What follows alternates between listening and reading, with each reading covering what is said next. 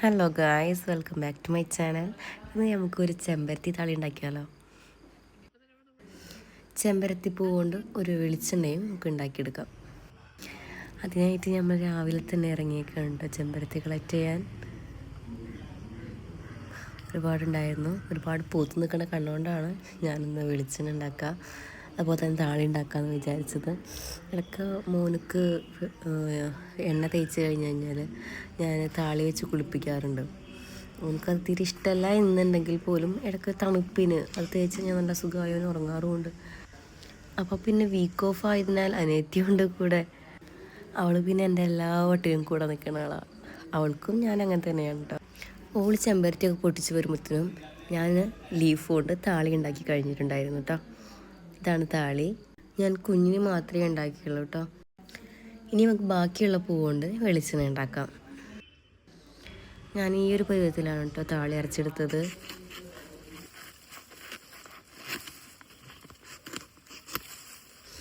ഈ പാളം നമുക്ക് വെളിച്ചെണ്ണ ഒഴിക്കുമ്പോൾ ആവശ്യം വരും കേട്ടോ. ഞാൻ വെളിച്ചെണ്ണ ഒഴിക്കുമ്പോൾ പുറമെ എപ്പോഴും പോവാറുണ്ട്. അപ്പോൾ ഇതിലൊഴിച്ചിട്ട് നേരെ ഒഴിച്ച് വെച്ച് കഴിഞ്ഞ് കഴിഞ്ഞാൽ അത് കറക്റ്റായിട്ട് ബോട്ടിലേക്ക് എത്തും. പുള്ളി എണ്ണ റെഡിയാക്കുന്നതിനേക്കാൾ മുൻപ് തന്നെ മുടി സെറ്റാക്കി തുടങ്ങി കേട്ടോ. എല്ലാവരും ഇപ്പോൾ ഗ്യാസിൻ്റെ ഇഷ്യൂ വന്നതിന് ശേഷം അടുപ്പിൽ തന്നെ ആയിരിക്കും കുക്കിംഗ് ഒക്കെ അല്ലേ. അല്ലെങ്കിലും വെളിച്ചെണ്ണ കാച്ചുക അല്ലെങ്കിൽ ഏതെങ്കിലും നാട്ടുവൈദ്യങ്ങൾ ഒക്കെ ചെയ്യുമ്പോൾ അടുപ്പ് തന്നെയാണ് ഉത്തമം. അതിൻ്റെ ഒരു അനുഭൂതി അത് ഗ്യാസിന് കിട്ടില്ല. ചട്ടി ചൂടായിട്ടുണ്ടായിരുന്നു കേട്ടോ. വെളിച്ചെണ്ണ ഒഴിച്ച് കൊടുത്ത് ഇനി വെളിച്ചെണ്ണ തിളച്ച് വരുമ്പോൾ നമുക്ക് ചെമ്പരത്തിട്ട് കൊടുക്കാം. വെളിച്ചെണ്ണ ചൂടാവുന്നതേ ഉള്ളൂ. അപ്പോഴേക്കും നമുക്ക് ചെമ്പരത്തിയുടെ ഇതൾ തുള്ളിയെടുക്കാം കേട്ടോ. അതിനിടയിൽ ദാഫിക്കിൻ്റെ കുറച്ച് കുസൃതികളൊക്കെ ഞാൻ റെക്കോർഡ് ചെയ്ത് വെച്ചിട്ടുണ്ടായിരുന്നു.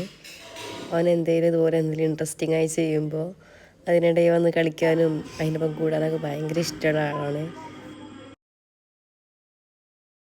അപ്പോൾ നമ്മളുടെ എണ്ണ ചൂടായി ഗൈസ്. നമ്മൾ ആ ചെമ്പരത്തിയൊക്കെ കണ്ടിട്ട് കൊടുത്ത് ആ ഇതളൊക്കെ വാടി വരുമ്പോഴത്തേനും നമുക്ക് നന്നായി ഇളക്കി കൊടുക്കാം കേട്ടോ. പൂ വാടിയപ്പോൾ ഞാൻ എൻ്റെ കയ്യിലുള്ള കുറച്ച് റോസ്മേരി ഉണ്ടായിരുന്നു. റോസ്മേരി ലീഫ് ഇട്ട് കൊടുത്തു.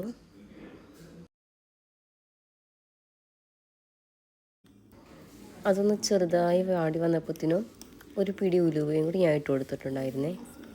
എല്ലാ ചേരുവകളും കൂടി നന്നായി ഒന്ന് മുരിഞ്ഞതിന് ശേഷം അടുപ്പിൽ നിന്ന് വാങ്ങി വെക്കുകയാണ് കേട്ടോ ചെയ്തത്. ഇനി അല്പം ചൂടാറട്ടെ. അതിനുശേഷം നമുക്ക് കുപ്പികളിലേക്ക് മാറ്റാം. ഒരു 2 hours 3 hours ശേഷം നമ്മളുടെ എണ്ണ ചൂടാറിയിട്ടുണ്ട്. ഞാനത് നല്ലൊരു വൃത്തിയുള്ള തുണികൾക്ക് അരിച്ചെടുക്കുക ചെയ്യണം കേട്ടോ.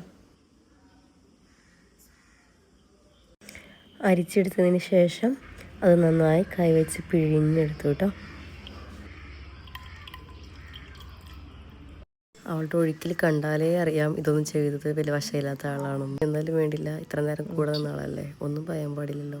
അങ്ങനെ ഞങ്ങളത് കുപ്പിയിലേക്ക് മാറ്റി കേട്ടോ. നല്ലൊരു ചില്ല് കുപ്പിയിലേക്ക് മാറ്റി സെറ്റാക്കി വെച്ചു. നല്ല ചന്തണ്ടായിരുന്നു കേട്ടോ പാളയെന്ന് അത് കുപ്പിയിലേക്ക് വീണ കാണാനും ആ ഗോൾഡൻ കളറുള്ള ഓയിൽ കാണാനൊക്കെ നല്ല രസമുണ്ടായിരുന്നു. എനിക്ക് ഭയങ്കര ഇഷ്ടമായിട്ട് അതിൻ്റെ കളറ് നല്ല ഗോൾഡിഷ് ആയിരുന്നു.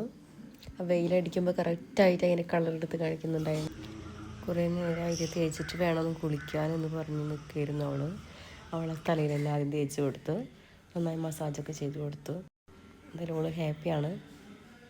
നല്ല സ്മെല്ലൊക്കെ ഉണ്ടായിരുന്നു കേട്ടോ. റോസ്മേരി ഇട്ടതുകൊണ്ടും ചെമ്പരത്തിയുടെയും ഉലുവൻ്റെയും ഒക്കെ നല്ലൊരു സ്മെല്ലുണ്ടായിരുന്നു. അപ്പോൾ ഇതാണ് ഗൈസ് നമ്മളുടെ ഓയിൽ. ഞാൻ ശരിക്കും കാണിച്ചു തരാം. കണ്ടോ, നല്ല പൊന്നിൻ്റെ നിറമുള്ള ഓയിലാണ്. ഇത്രയേ ഉള്ളൂ ഗൈസ്. അപ്പോൾ നമ്മളുടെ വീഡിയോ ഇഷ്ടപ്പെട്ടാൽ ലൈക്ക് ചെയ്യുക, ഷെയർ ചെയ്യുക, സബ്സ്ക്രൈബ് ചെയ്യുക. Thank you.